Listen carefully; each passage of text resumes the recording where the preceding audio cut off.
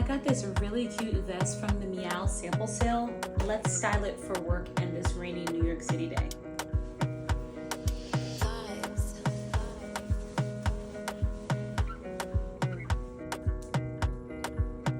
Another banger. Baby, calm down, calm down.